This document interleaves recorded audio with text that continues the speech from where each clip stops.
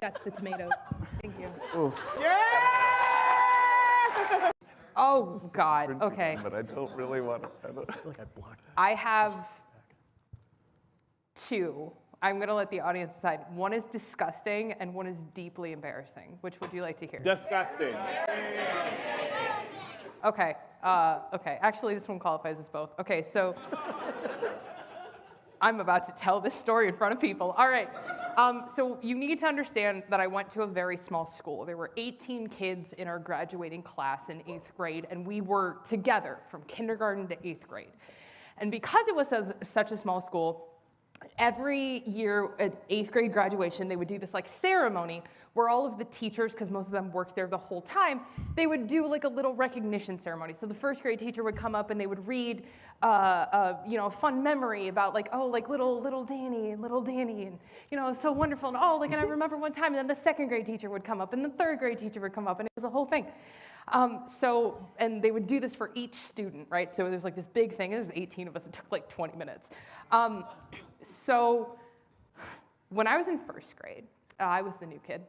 And I was like, what, I don't fit in. I'm undiagnosed neurodivergent. What do? I know I'm gonna be the weird, gross kid. And that was the identity that I chose for myself. And so how I claimed that identity was there's this kid named Matt, and he would bring Oreos to school every day. And so I said, hey, Matt, do you dare me to put boogers on that Oreo and eat it? And he was like, no. And I was like, bet. And then I did it anyway. So I put boogers on an Oreo and ate it. And then I became the girl who ate boogers on Oreos. So every day for lunch, for like a little too long before the faculty got involved, kids would bring me Oreos and I would put my boogers on them and I would eat. And so that's how at my 8th grade graduation, my straight A, honor roll in everything, I was like student of the year, and every single teacher gave me a package of Oreos, and they were like, good luck in high school. For the win for everybody. Look at me now! I don't know. The booger eater! What's your most irrational fear? Your most irrational. Rational fears. I got mine. Do. Should I go first? Yeah. This is real, and if any of you use this against me, I will genuinely be very upset and pissed off. I am terrified of ranch dressing. What? That's not a joke. I don't know. Seriously, It's don't. like, I grew up in the Midwest. It's all around. It's a constant fucking danger. I am terrified. I hate the smell. I hate the texture.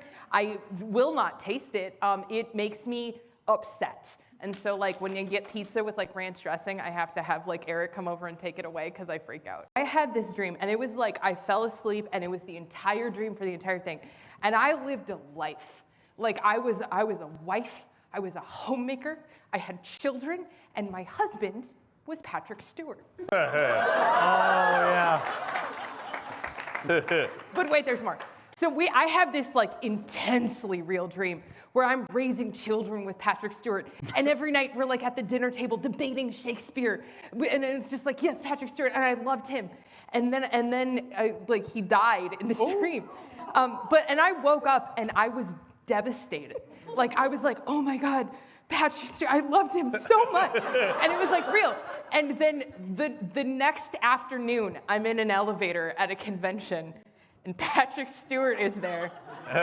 And he looks at me, and I look at him, and I nod, and he nods, and he didn't know, and I didn't say anything. I believe very strongly in community art and communal experiences, and so mine would be this. Oh, that's good. And then like people would just come and take selfies with me. I'm here for that. How do I compete with this? I'm going to stand up, I think. And I will be the cool English teacher that they have in movies going like this. I'd like to preface my answer by saying that Kate and I are in a relationship, so that will make this a little less weird. But I feel like I would name it Kate because it likes ropes and to be tied up.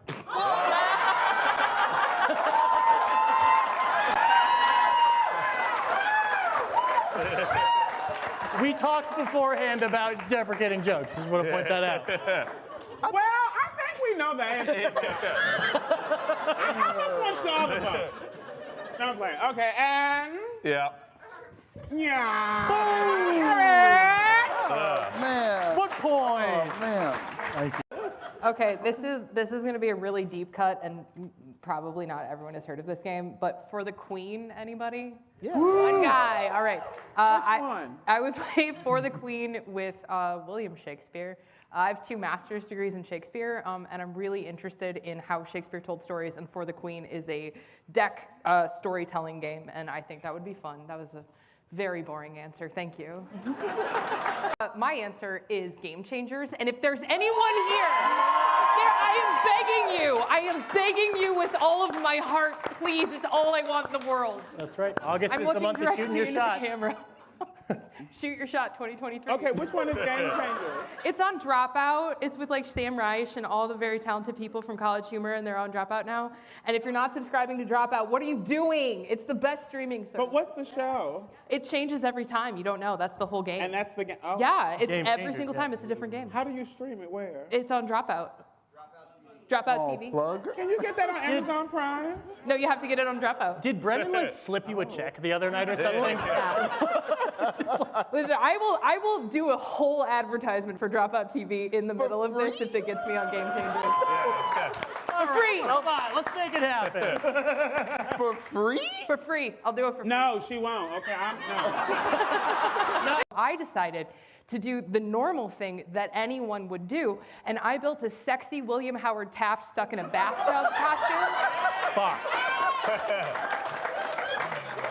And I was very know. proud of it. It took me weeks. It took me weeks to build this costume. It was made out of like one of those like big totes, and it had like soap bubbles and like foam and stuff coming out of it. And I had a dope mustache and a tuxedo. It was rad.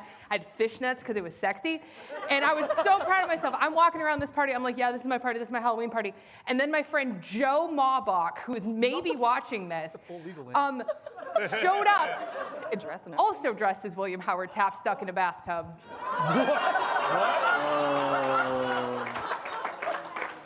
I don't know what to, that's the end of the story. And then I changed, and then that was the end of it. Anyway, that's my story. I really wish I was like, I also did William Howard. You had a good story for this one, like. Oh, for moist? For more. Yeah. Oh, for moist. What a question. I would just like to say preemptively, great, thank you for being so vulnerable, and now I'd like to apologize for what I'm about to do in this room. Okay, so I mentioned earlier I have 2 master's degrees in Shakespeare, which shockingly in this economy doesn't pay very well. And so I worked for 5 summers at a Shakespeare festival in Minnesota, whose name I'm not going to say. And it so happened that one time I was at a coffee shop. I promise the story is going somewhere. You just have to roll with me for like 2 minutes. So I was at a coffee shop, and there's this lovely woman there, and she was telling me that she was getting ready to host her 80th birthday party. And I was like, cool, awesome, great. And she's like, yeah, you should come over for dinner before the party. It'd be wonderful. So she's telling me about this birthday party that she's throwing, and we go over to dinner, and we're talking about it. And I'm like, yeah, so what kind of birthday party are you having? And her friends kind of go, ooh. And I was like, what? And she goes, well, darling, I'm throwing an orgy. Wait.